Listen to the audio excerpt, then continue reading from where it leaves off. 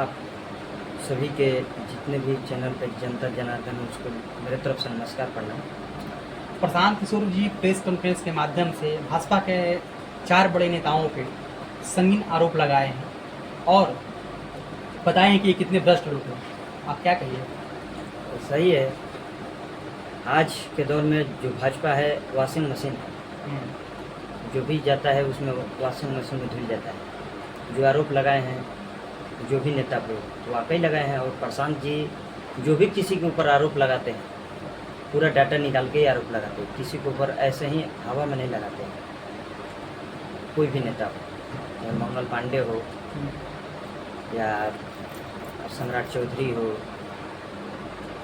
जो भी नेता हो भाजपा का, दिलीप जायसवाल हो, संजय जायसवाल हो, ये जो भी नेता हैं उनके ऊपर अगर कोई भी प्रशांत जी ने उंगली उठाया तो सोच समझ के उठाया और पूरे डाटा के साथ। संजय जायसवाल ने कहा कि अगर हम ऑस्ट्रेलिया चले गए तो इनको अपने जन्म लेने पे शर्म आएगा, और इतने बड़े आरोप के साथ वो आखिर में इस किस चीज़ को उजागर करने का प्रयास कर रहे हैं। वो ये कहना चाहते हैं कि हम पूरा बिहार से लूट के चले जाएंगे तो इनको खोजने में ना ये खोज पाएंगे।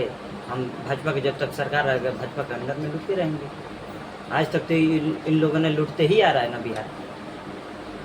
तरारी विधानसभा में देखा जाए तो आपकी लड़ाई यहाँ के एक बाहुबली और एक धनाथ सेठ के साथ होने जा रही है। कौन बाहुबली है?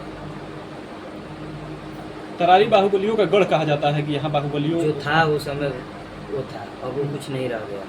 यहाँ का जनता ही बाहुबली है। जनता जिसको चाहती है उसको चुनाव जिताती है।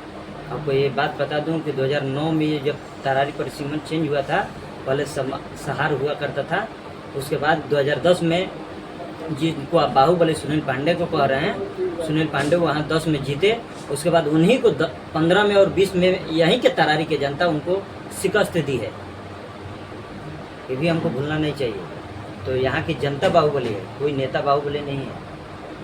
उपचुनाव में जनसुराज की यहाँ पे बुरी तरह से हार हुई थी नहीं, और आप उसी पार्टी से चुनाव लड़ने की तैयारी कर रहे हैं। आपको जानकारी के लिए बता दूं कि उपचुनाव जो हुआ था, आप राजनीति में अगर थोड़ा फ्लैशबैक में जाइएगा तो 99% सत्ता पक्ष का ही रिजल्ट होता है, क्योंकि सरकार देखा जाता है। कोई भी जनता सरकार को वोट करती है कि किसका मुख्यमंत्री है, तो जाहिर सी बात है कि जो एनडीए का जो लीडर थे यहाँ का उनको वोटिंग किया गया।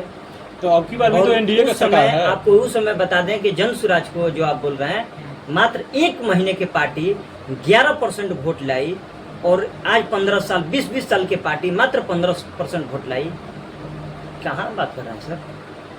15 साल की 20 साल की पार्टी मात्र 15% वोट लाती है, और 1 महीने की पार्टी 11% वोट लेती है। हम चुनाव हारे कहाँ हैं? हम जीते हैं। और ये भी जान लीजिए कि जिस मुद्दे पर हमने खड़ा हुआ है, हमारे प्रशांत किशोर जी ने जो खड़ा हुए हैं, जिस पे आवाज़ उठाए हैं, उस चीज़ के आज सरकार में जो भी बैठा है, जो आज एसी में लोग बैठा हुआ था, बाहर निकल कर सब लोग बात कर रहा है। पहले आज बिहार के जितने भी नेता था, रोजी रोजगार की कौन बात करता था? वृद्धा पेंशन की कौन बात करता था? कोई नहीं बात करता था। आज सब लोग ने ये पर बात करने लगा। कब? जब 2 अक्टूबर 2022 से प्रशांत जी गांधी धाम भितिहरवा से जब पदयात्रा चालू किए, मैं भी उसका पदयात्री हूँ, वहाँ से उसका साक्षी हूँ, वहाँ से मैं पदयात्रा किया हूँ। तो वहाँ से जब हम लोग ने आवाज़ उठाए, उसके परिणाम है कि सारा नेता एसी से निकल के इसका जवाब दे रहे हैं और उस पर मुद्दे पर बात कर रहे हैं। नहीं तो इसके पहले कौन आज तक, आज नीतीश कुमार चाहे नरेंद्र मोदी है चाहे जो भी हो, ये जितना भी जो झांसा दिए हैं, पूरे हिंदुस्तान की जनता जानती है, पूरे बिहार की जनता जानती है कि कितना पूरा हुआ है और कितना होने वाला है। पूरी बिहार की जनता जानती है कि यहाँ जितना भी बटा रहे सब जुमलेबाजी है, झांसा है। चुनाव बाद सब चीज़ खत्म हो जाने वाले है। अभी 125 यूनिट की आप बात जानते हैं। 125 यूनिट में यही नीतीश कुमार बोले थे कि 125 यूनिट जो बिजली आज फ्री दे रहे हैं, कि किसी को बिजली फ्री मत दो।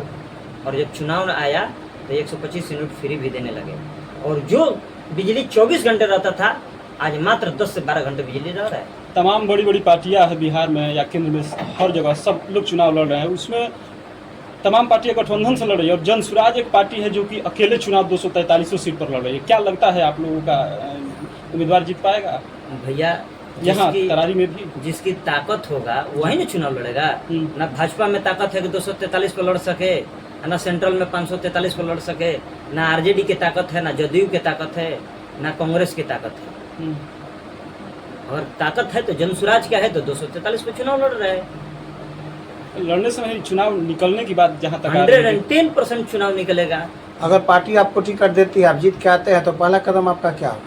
हमारा पहला कदम होगा कि यहाँ के तरारी के जो भी युवा हैं उनको सबसे पहले पलायन बंद हो। जो आज हमारे गार्जियन, हमारे बड़े भाई प्रशांत किशोर जी जो बोले हैं कि जो छठ बाद जो छठ में जो लड़के आएंगे उनको दोबारा दिल्ली, पंजाब, हरियाणा नहीं जाने देंगे। उस चीज़ का हम लोग ने रोकेंगे कि यहीं पर पलायन हो, यहीं पर रोजी रोजगार। जनसुराज की तरफ से पदयात्रा चल रहा है, पूरे तरारी विधानसभा चल रहा है, आप लोग घूम रहे हैं। सबसे बड़ी समस्या क्या रही है? बहुत सारी समस्या है। क्या ना, सबसे सबसे बड़ी बड़ी समस्या? यहाँ की अगर समस्या पर हम बात जी, करें तरारी तो की। स्वास्थ्य की सबसे है गत्तर स्थिति है। आप प्रखंड के यहाँ अस्पताल में के चले विधायक प्रशांत विशाल प्रशांत तो 9 साल बनाम 9 महीना का वादा कर रहे हैं कि 9 महीना में हम इतना विकास कर दिए हैं कि 9 साल में नहीं हुआ उनको था। तो ये भी जानकारी नहीं है। नीतीश कुमार वही अपने स्टेटस लगाए हैं कि नीतीश कुमार भोजपुर जिला में 740 करोड़ का टेंडर किए और उन्होंने पूरे बैनर लगा के चल रहे हैं कि 900 करोड़ का टेंडर करा दिया। दूसरा बात, उनको ये भी जानकारी नहीं है कि कहीं भी अगर शिलापट लगता है, जो बोर्ड लगता है, उस पे सांसद का, एमएलसी का और विधायक का लगता है। इनका सारा बोर्ड उठा के देख लीजिए, सिर्फ विशाल प्रशांत। ये क्या है? राजनीति है इनका। दूसरा बात, रोड बनने के बाद शिलापट लगता है। यहाँ तरारी में हर एक रोड पर शिलापट लगा दिया गया। रोड बनेगा, शिलापट लगा 2025 में, रोड बनेगा 2026 में।